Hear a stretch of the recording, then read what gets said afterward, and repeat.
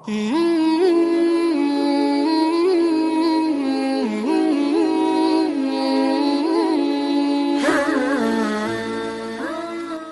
کو اور کبیرہ گناہوں سے بچو، کبیرہ گناہوں سے، بڑے گناہوں سے بچو، بڑے گناہوں سے بچو۔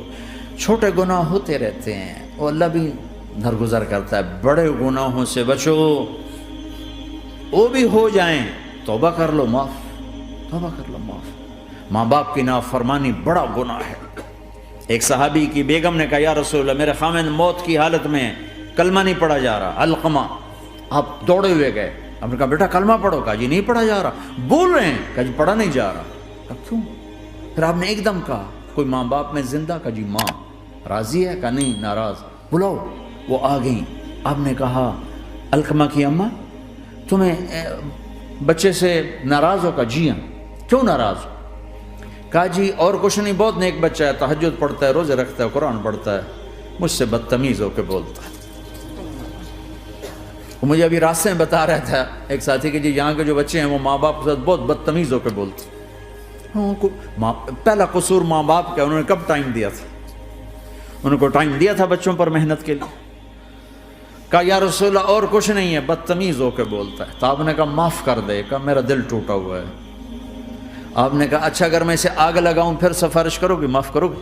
کہا پھر تو کروں گی، اتنا تو میں نہیں سہ سکتی۔ کہ اگر تو نے معاف نہ کیا تو سیدھا اللہ کی آگ میں جائے گا۔ ہے کون؟ صحابی۔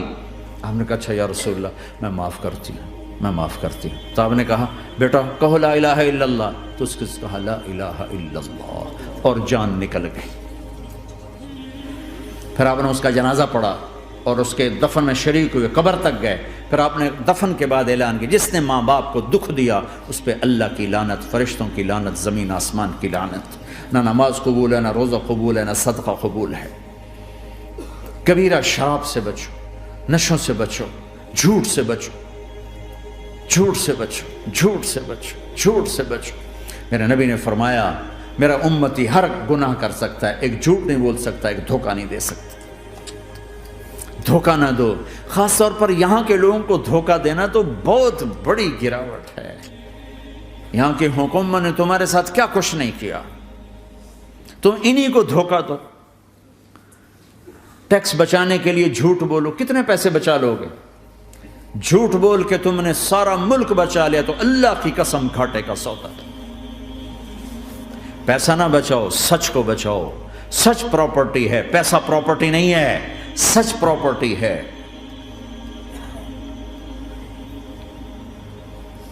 ہمارے ملکوں میں تو لوگ ٹیکس نہیں دیتے کہ حکومتیں کچھ لگاتی ہیں کچھ کھا جاتی ہیں، یہاں تو سارا تم پہ لگاتے ہیں۔ کیوں جھوٹ بولتے ہو؟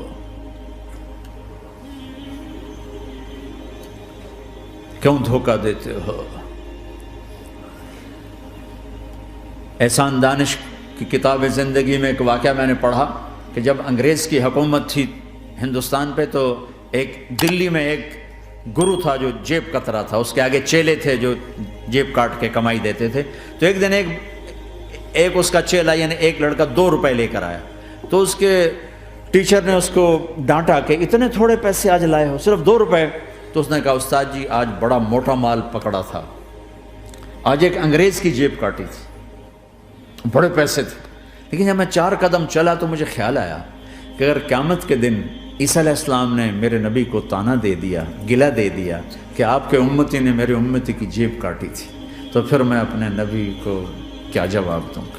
اور میرا نبی میری وجہ سے شرمندہ ہو کہ بس اس شرم میں جا کر میں نے اس کو واپس دے دیے اور یہ اپنے کے 2 روپے کھسکا کے لایا ہوں۔ تو وہ گرو نے اس کو 10 روپے انعام دیا، کہ بیٹا یہ تیرا آج کا انعام ہے کہ تو نے خوب کیا۔ تو تمہارا ان لوگوں سے واسطہ ہے، عیسیٰ علیہ السلام تانا دے بیٹھے تو کدھر جاؤ؟ جھوٹ نہ بولو چاہے سب کچھ دینا پڑ جائے، جھوٹ بول کے پیسہ نہ بچاؤ،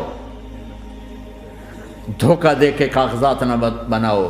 یہاں کی لڑکیوں سے اس لیے شادی کرنا کہ میرے کاغذات بن جائیں، اللہ کے واسطے ایسی ذلت کے کام نہ کرو۔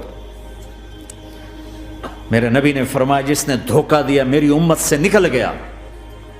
نماز چھوڑنے پر کہا اس نے کفر کیا، جس نے نماز چھوڑی کفر کیا، اور جس نے دھوکہ دیا میری امت سے نکل گیا۔ من غش فلیس منا، جھوٹ نہ بولو، دھوکہ نہ دو، سب کچھ چلا جائے جانے دو، سچ کا ساتھ نہ، سچ کا ساتھ۔ ابن خراش رحمۃ اللہ علیہ کے بارے میں مشہور تھا، زندگی بھر کبھی جھوٹ نہیں بولا۔ حجاج کا زمانہ، ان کے 2 بیٹے حجاج کے خلاف جنگ میں شریک ہو گئے، پھر ان کو شکست ہوگی، وہ بھاگ گئے، پھر چھپتے چھپاتے گھر پہنچ گئے، سی آئی ڈی نے بتایا کہ وہ گھر آ گئے، تو حجاج نے کہا آج ابن خراش کا امتحان لوں گا، ان کو بلا لیا، کہنے لگا ابن خراش، وہ تیرے 2 بیٹے ہمارے خلاف جنگ میں شریک ہوئے تھے، وہ پہ بھاگ گئے تھے، ان کی کوئی خبر ہے کہاں ہے؟ تو انہوں نے مسکرا کر فرمایا کہ حجاج، زندگی موت تو اللہ کے ہاتھ میں، گھر آ چکے ہیں، گھر میں ہیں، ابھی وہیں چھوڑ کے آیا ہوں۔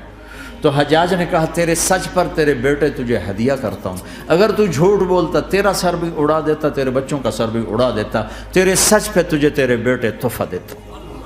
مسلمان جھوٹ نہیں بولتا، چند پاؤنڈ کی خاطر تم کاغذات میں ہیرا پھیری کرو، ڈرو اس دن سے جس دن اللہ کے سامنے کھڑا ہونا ہے۔ یہاں کے پیپر بنانے کے لیے یہاں کی لڑکیوں کو دھوکہ دو، ڈرو اس دن سے جس دن اللہ کے سامنے کھڑے ہونا ہوگا۔ عیسیٰ علیہ السلام کا تانا اگر گلا آ گیا نبی کو تو کدھر جاؤ گے؟ سچ کے ساتھی بنو، سچ کے ساتھی بنو، سچ کے ساتھی بنو۔ ٹیکس دینا پڑے دو، دینو، تم پہ خرچ ہوتا ہے۔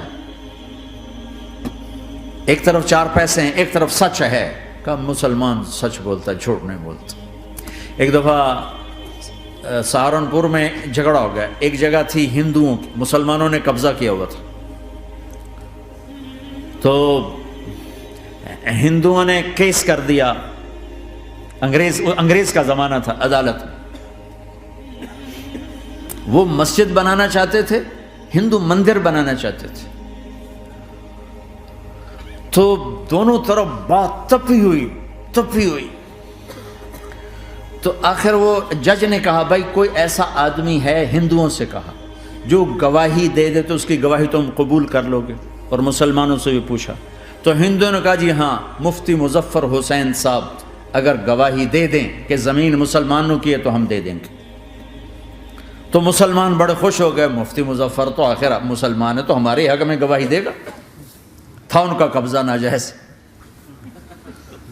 تو جب وہ عدالت میں تشریف لائے، مسلمان بڑے اطمینان کا، ہن جناب ساڈے حق وچ فیصلہ ہونا ہے، چونکہ آج کل صرف سچ کو کون دیکھتا ہے۔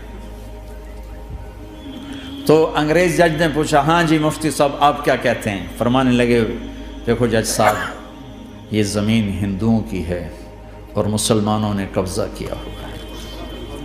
تو مسلمانوں نے گالیاں نکالنی شروع، وہ یہودیوں والا بن گیا نا، گالیاں نکالنی شروع کر دی۔ تو انگریز جج نے کہا آج مسلمان ہار گئے اور اسلام جیت گیا، آج مسلمان ہار گئے اور اسلام جیت گیا۔ اپنی ہار مان کے اسلام کو جتاتا، سچ بول کے اسلام کو جتاتا۔ جھوٹ کے ساتھی نہ بنو، سچ کے ساتھی بنو۔ جھوٹ کے کاغذ بنا کر کوئی بینیفٹ حاصل نہ کرو۔ میں نیوزی لینڈ گیا، میں حیران ہو گیا، 1 ہفتہ میں رہا، ڈپریشن کا شکار رہا کہ مجھے بتایا گیا کہ پورے نیوزی لینڈ میں ایک آدمی جھوٹ نہیں بولتا سوائے پاکستانیوں کے، بنگالیوں کے اور انڈین۔ جو بنگالی، جو پاکستانی، جو انڈین پہنچے یہ جھوٹ بولتے ہیں، ہیرا پھیری کرتے ہیں، ان میں ایک آدمی جھوٹ نہیں بولتا۔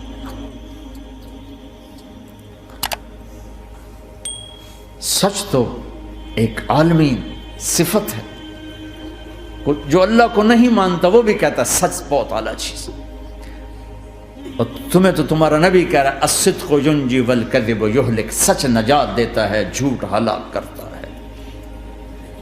آپ تشریف لے جا رہے تھے، آپ کو آواز ہے یا رسول اللہ، آپ نے ادھر ادھر دیکھا، کوئی نظر نہیں آیا، پھر آواز ہے یا رسول اللہ، پھر آپ نے دیکھا تو ایک ہرنی آپ کو پکار رہی تھی، ہرنی، وہ بندھی ہوئی رسی کے ساتھ۔ تو آپ اس کے قریب گئے، کیا ہوا؟